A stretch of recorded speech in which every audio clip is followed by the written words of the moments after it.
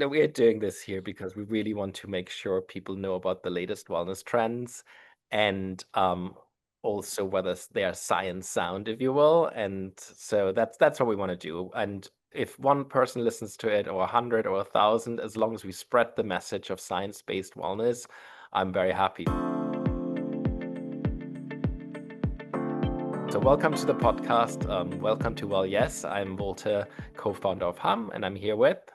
Sarah, I'm a functional medicine dietitian. All right, Sarah. So today we're talking about breakfast, which I'm really excited about. I never skip breakfast. And then I was like, hold on a second. It's one of my favorite things. I really look forward to breakfast every day. But I'm curious, as an RD, do you ever skip breakfast? I wish the answer to that was no. I used to be really, really consistent. Like I was also very much looking forward to breakfast, thinking about it before I went to bed and getting excited about it. Life has been a little more chaotic. I have a 5-year-old, and that kind of shifted things a little bit. But I would say maybe 1 or 2 days a week, I skip it just because life is chaotic, but I always try and sit down. I'm making my kid breakfast. We sit down and we eat together and we talk about he talks about the most random stuff, but we do eat breakfast, and I do really, really believe in the power and the importance of breakfast, and it makes me feel better. Does it? Well, what do you have for breakfast to begin with? Are you more of a sort of savory person for breakfast or a sweetheart? Yeah, I like dinner for breakfast. I love leftovers. If there is any type of leftover, I usually like to eat that for breakfast. Or I like to do like a bowl. That's really like something warm, something nourishing. I always focus on like, can I get more protein in this? That's usually where I go. I think like a year or two ago, I did this really fun post on Instagram about the breakfast salad, which was a good one. And it was greens and seeds and nuts and eggs and grapes. And it was just so delightful and so good because I like to, think about breakfast as not having to be in this eggs and toast and, like that box. Well, I love a good avocado toast. I've been replacing butter with avocado for like 30 years now. So in the beginning, it Wow. was like, Before it was trendy. I know I'm such a trendsetter. No, I'm joking. But literally, because I had at that time, I thought I was like, dairy intolerant. And anyway, I had this phase. I don't think it's true, but I just wanted to replace the butter with something else. So I landed on avocado and I loved it. And I love, of course, eggs. Yeah. Prefer them poached, although Mm. trying to make poached eggs is really hard. But the trick is to put vinegar into the boiling water. Did you know that? And then it's much. No, I didn't know. I don't usually mess with poached eggs. I'm like a scrambled kind of a That's lady. the secret, and you get one of those little spoons to help you with that. It's not so hard in the end, but it's still a mess basically. But I love poached eggs on avocado toast, um, Yes, that's really with good. smoked salmon. But you mentioned salad as well, which is really interesting because last week I didn't have bread at my house in my home, and I just replaced bread with salad. So I had like an egg, a soft-boiled egg with salad, and it just filled me up as much. I was very happy. It was delicious. So I think that's a good hack as well. How do you like your eggs? I like them scrambled and like hard. I don't like any goo in my egg. If there's like any like hint of goo, ugh, no. Chicken as well. I remember those days. So you had probably everyday eggs, I would imagine. Yeah, yeah. I can deal with goo a little bit. Like if it's on the avocado toast, that's good. Or if it's mixed with bread. I used to when I was younger, my parents would make me something, what do we call it? Or it was like a bird's nest or eggs in a basket, something like that. But it was like chopped up bread with a runny egg on top. And that I liked because the bread absorbed it. But other than that, oof. Mm. I can't. All right, I know what to serve to you. Yeah, give me the Uh, hard eggs. You mentioned skipping breakfast, and that happens to a lot of people. Actually, 25% of the US population skips breakfast, which and they do it daily, which is a huge Yeah. amount. I was surprised to learn about this stat, and I would love to unpack this a little bit. Is breakfast actually a meal you should skip or not, right? That's really what I was talking. Yeah. That's like, the burning question. So, do we have any sort of research that helps us out here? Yeah, well, if you look at the research, the general consensus is eating breakfast is very, very important when it comes to managing your weight. And I think it's somewhere like 44 to 48% of people that skip breakfast are actually more at risk for being overweight or obese. So there is really good data that shows that skipping breakfast is not the best healthy foundation to set for yourself. And it does matter what you eat, but it almost like when you look at the research, having calories in the morning is very, very important. To go further and to have even more health benefits, having more protein at that meal is really important. And then I mean, we've talked on the podcast about intermittent fasting and, that kind of does have you skip breakfast, but I feel like that's kind of a step further. It's like first you have to master eating breakfast, then you have to master the quality and quantity of what you're eating. And then as you kind of move through your wellness journey and you're more connected to your body, you can play around with more intentional meal skipping. But for most people starting out, if you want to get into a healthy routine, yes, breakfast to me is the most important meal of the day. Yeah, and you mentioned the research, and I think one was interesting, which mentioned that when you do skip breakfast, the hunger hormone ghrelin, did I pronounce this correctly? Yeah, ghrelin. Actually tends to be increased later in the day. So what people do miss out when it comes to calorie intake in the morning, they actually make up for later in the day, and actually they Yeah. will the day. So that's really the correlation there. Um, is there I always heard this, and I'm just curious what your perspective is like that it's sort of like breakfast kickstarts your metabolism. Is this sort of a old wives' tale, or is that something that has real, I would say, validity? The research is mixed on that. I mean, if you look at it from a biological standpoint, and even the word breakfast, I only learned this recently and it blew my mind, but breakfast is Right. break Fast. fast. Right. Right. So inherently what that means is it is breaking, it's ending your fast. So it is turning on your metabolism. It's getting you ready to digest it. It's doing that. But what I think is really important is the quality and what you're eating. Because if you're breaking your fast with sugar cereal or a muffin, which is in most cases like a piece of cake, it's not setting you up for blood sugar stability and that hormone regulation that you mentioned, right? Like ghrelin is a hormone and that's regulated by what we're eating. Because if you eat all this sugar and all of these things that are just not satiating, like if you're not getting good fiber, fat, and protein, then you're on this blood sugar roller coaster where your blood sugar spikes up and then your body wants to bring it back down. And now all of a sudden you're hungry and that ghrelin is present. And then you eat something for fast energy. And it just becomes this kind of chaotic, erratic day because once you're hungry, it's harder to sit and be like, okay, let me make a good choice. You're hungry and you're like, I need to eat. And you bring up something really interesting, which is obviously your blood sugar levels, right? And it's not just a question on what you eat, but also the sequence. So if you really crave those sweet things in the morning, I love a good cinnamon roll, sure, but I never have it first. I have Yeah. my hearty, savory breakfast, and then if I'm still feeling like a little something, I may have a little bit of a cinnamon roll. Um, Yes. and I do think it has to do with your glucose spikes, really, like, because your body doesn't get exposed to immediately this huge amount of sugar that goes Yeah. in the bloodstream, but you're actually digesting more complex foods like proteins, etc., healthy fats. So Yes. I think the sequence is also important, not just like what you have for breakfast. So it's a good hack, I find. If you want sweets in the morning, maybe try something Yes. right beforehand and then maybe see whether that makes, less of an impact when it comes to sugar crashes afterwards. But you Yeah, I think that's a great suggestion, right? Because it's not like sweet things are inherently bad. It's just the quantity and how we're using them. Like if we're using them to get through the day or to feel better, to get all that dopamine going. We just want to be aware of that relationship. So, like you said, with protein, fiber, and fat, you're stabilizing blood sugar. You're not going to get these big extreme spikes and bumps because it takes a lot longer for those foods to digest and break down.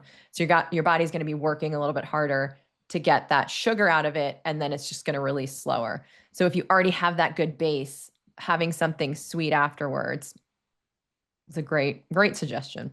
Well, before we cook up the perfect breakfast together, let's look at a few studies as well. So you mentioned already there was this correlation between obesity and skipping breakfast. I believe there were over 45 studies that looked into this. And here are the sort of like cross-sectional findings. 48% of people who skipped breakfast or rarely eat breakfast had a 48% higher odd of being overweight or obese and 31% higher odd of abdominal obesity compared to frequent breakfast eaters. So the numbers are very, very clear here. And I thought they were fascinating. Because typically you see, perhaps percentages in like the single digits or maybe the low teens, but then, Yeah, that's a high number. That's almost 50%. yeah, And so that's why I think a really important takeaway is like eating breakfast, because there was another study that we looked at as well that looked at no breakfast versus a normal breakfast, which is 13 grams of protein, versus a high protein breakfast, which was 35 grams of protein. And it was kind of like I mentioned, like that incremental improvement where no breakfast, problematic.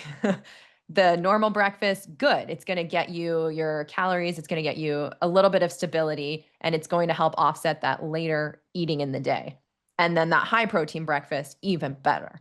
So I liked just kind of seeing that information, the research that's out there to really say, like, just eat breakfast, step one. And then you can really get into, okay, can we up the protein? Because that's really the next recommendation that's super beneficial. all right, let's do something we've never done on this podcast, which is make a recipe together. All right, so let's get okay. So I heard eggs and protein a lot. So should we include eggs into our perfect breakfast for the morning? What do you think? Yeah. Yeah. As long as they're cooked very well. I'm not going to let you poach it. I like them runny, so that will really make you. We're going to have to find a happy medium. I think we can sort of like, eggs are easily done in different ways. Okay. I'll meet you halfway. What else should we add to this? You mentioned salad earlier. How about a few vegetables? Yeah, I think we could do some microgreens would be fun. I Oh, love microgreens, good for detox. love microgreens. Okay. And then either like a nice bread or a quinoa or something complex carby. I think that I always like that because that helps keep me full. Uh-huh. And And oh, what you mentioned, avocado. avocado. Let's add some avocado. I think that's good because it's a fat, right? But it's a healthy fat. That's- That's generally good for you, but it really keeps you full and gives you that energy release that lasts a little bit longer than just that pure Yes. diet. And And if we want to get it spicy, like calcium. gut spicy. I love to put sauerkraut. So sauerkraut on an egg is really really good. Like even if you're doing the avocado toast, because right, you could do this with like a quinoa base or on a piece of toast. Egg, avocado, sauerkraut. Now you have this very rich probiotic, high protein, healthy fat, good fiber breakfast. And now I'm hungry. Me too. Me too. I just had a little bit of avocado toast this morning before coming here. There was a bit of like an irrigation system drama at home. I'm not gonna tell you about. I was digging out pipes in the garden, and then I realized No, you don't. I the don't. We have the same thing going on. yeah, We are in chaos. always something. How about smoked salmon? Because I always hear from people that salmon is great, but smoked salmon can be problematic. Is that true or not? And I believe it's because of the high sodium content. Is that right? Or Yeah, it can be sodium and then also nitrates. I That can be another problematic part of the smoked salmon. I love it. I mean, I'm Jewish. I feel like that's like in my DNA to be like, I lux. like grew up eating it. Yeah, lox, exactly. So for me, it's a really, really good breakfast option. Like a piece of toast with cream cheese, or you could do cottage cheese. That's a little weird, but I love cottage cheese.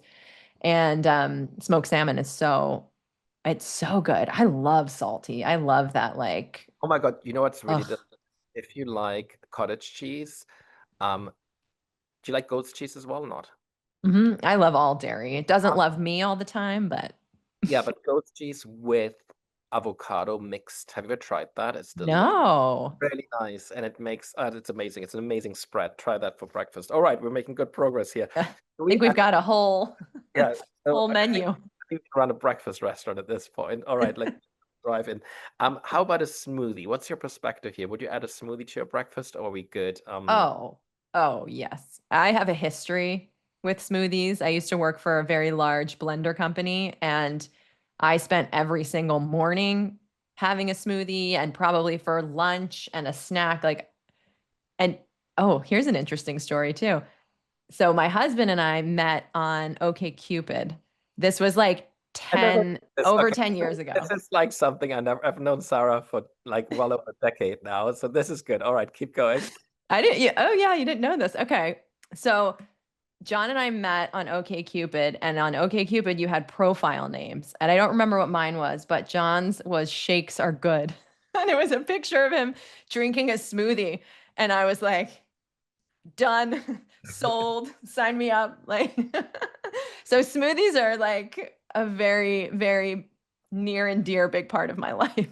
Love at first bite. Love Okay. it. Love it for a sip. Yeah, I know I was trying to make it up, like, yeah, but I couldn't. That was much better. Love it first. Exactly. All right. Yeah, so I love smoothies. I think again you have to look at composition because you can do a total fruit bomb. There's certain smoothie bars that you can go to where I'm like, what's in that? And they have like syrups and like that's not a healthy smoothie. So for me, I have to very much specify that it's a handful of greens, a scoop of protein powder, nuts and seeds. I love putting hemp seeds in my smoothie, a nut milk and cacao nibs because I'm a chocoholic. But to me, that's like, and then like half a banana and a couple strawberries. Nice. Okay, Mm. I'm really hungry now. Yeah. Last but not least, orange juice.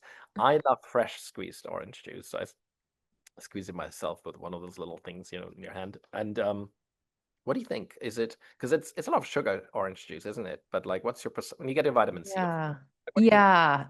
I mean it does have a lot of nutrients. It's good from that perspective. However, I don't typically recommend juice for most people because also when you look at a lot of the research, that's where a lot of added sugar comes from are juices.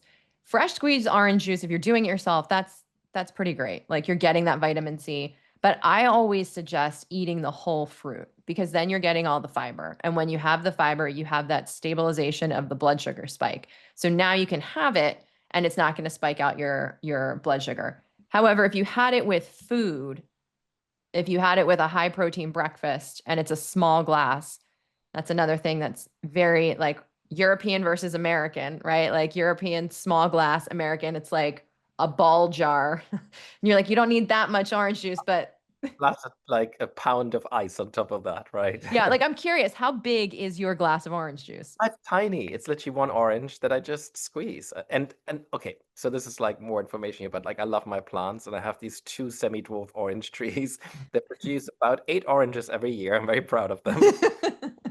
My favorite week of the year when I can have those oranges. They're fantastic. And that's pretty much it. But they're so good. They're lovely. So yeah, I have very little, just one orange that I squeeze. Yeah. And so that's important too, is quantity. And if you're having a little bit with a balanced breakfast, that's great. Otherwise, if you're working on stabilizing your weight, having healthier habits and routines, I always suggest instead of the juice, go for the whole fruit because then you're just getting a lot more benefits. Good fiber, good for your gut, all Yeah. that good stuff. Fiber is literally, I think it's like 90% of the population doesn't get enough fiber. So it's like Yeah, it's a high one of those high stat. you can't, you can't get enough of basically. Yeah. Right, and like, look, we discussed protein, and as you mentioned, like, aiming for like quite a high amount of protein, ideally up to 35 grams for breakfast is really the gold standard, but maybe start with 13 if you don't have any proteins in the morning and then work your way up. Um, let's talk about oatmeal because that's something, you know, Yeah. that's a lot of people have, right? So like, let's get into it. Like, oatmeal is big. What's your perspective? Oatmeal is a really good complex carbohydrate. Good for the gut, really good to help if you're constipated, pulls water into the intestines. I like it from that perspective.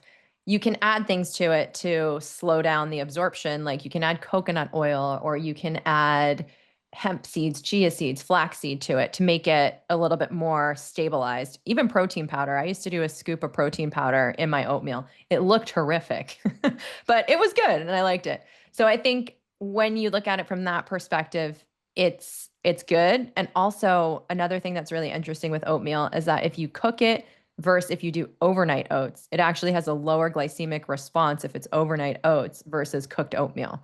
So overnight oats are a really good option to keep you full, to get good nutrients, all of those things. Um, so I But like it. I think on what? RD, whenever I meet an RD, it's like, I bet you had overnight oats for breakfast. And they're like, how do you know? It's like it's literally the RD choice number. I mean, I don't know. It's for some reason it seems. Yeah, it's good and it's easy and you can stick it in your fridge. I have all the ingredients to make overnight oats. I just haven't done it yet. But yeah, it's such a good one for an easy to grab breakfast. So I'm a fan of oats. I think it's also important when you're looking at what's good for me, right? Because nutrition is very personalized. And I think we've talked about in a podcast at some point that the future of nutrition, in my opinion, is personalization, is really knowing like, okay, oatmeal is good in research. It can stabilize blood sugar when it's overnight oats, but how does that actually work in my body? So, a continual glucose monitor or a CGM is a really important tool when you're going on the path of discovery and health and to see like does oatmeal actually sit well with you, because for some people it can spike them out and some people it stabilizes. And I would layer into that genetics as well. So I think this Yeah. like personalized nutrition, understanding your genetics, measuring how your body reacts to things, and then tailoring your diet and lifestyle to that. That's really the holy grail, if you will. And I think that's why we see so many trends come and go because Yeah. it work for a few people so well, and then they get out there on social media, share their results, they're amazing and this and that, and then everybody jumps on that train and then things follow. And I think you're making a really good point here, which I think is always like the key message here. Look for the signs, but also pay attention to what Yeah. your body says, right? Yeah. That is really, really critical. All right, let's do our well yes and well no's for the week. Sarah, Okay. Do you want? Okay. Well, my well, yes, is obviously protein smoothie because that's where I met my husband. So that's gonna be my well, yes, and my well, no is skipping breakfast. all right. Well, that's right on topic, I would say. My well, yes, is as you can guess, avocado toast with poached eggs and salmon in the morning. Absolutely love that. Could have it every day, never gets boring. And my well, no is starting with something sweet. It just creates those sugar crashes afterwards. I just don't feel great. But I like to squeeze in the odd cinnamon roll. I just adore cinnamon, and cinnamon rolls are just so good. And when they have that icing on top of it, even better. Just a little bit, not too much. But that's my so well no starting with a sweet. Um, I get that. I used to, this is making me think now about like my past. When I was in high school, I begged my mom to get me those brown sugar Pop Tarts. Have you oh my seen God, those? I Those have. are horrifying. It's terrible. And whenever I have European visiting me in Los Angeles, the first thing they want to do, they go to Starbucks and they have these lollipops that look like Pop Tarts. Have you ever seen those? Oh, I've seen the That's cake pops. cake pops. That's what they love. They love that Oh basically. my God. Yeah, these cinnamon sugar. Ooh, it was like so intensely sugary and I loved it. And I can't imagine it made me feel good. But I was in high school and I feel like you can get away with a lot, but I just remember like the gooey cinnamon and it was so sweet. And yeah, I get that cinnamon one. All right, let's do our RD rapid fire. And this Okay. is breakfast favorites. You know how this goes. You rank things from 1 to 10. If it's a 1, that's not so ideal, and a 10, that's absolutely fantastic. All right, RD rapid fire breakfast favorites. Here we come. Eggs, 10, scrambled tofu, 10, bacon, 5, cinnamon rolls, 4, frappuccino, 1, Lucky Charms, 0. granola, like commercially produced granola, of course. Oh, 4. Toast with butter. 4, A breakfast burrito. 9, A smoothie with protein powder. 10. Miso soup. That's an interesting one.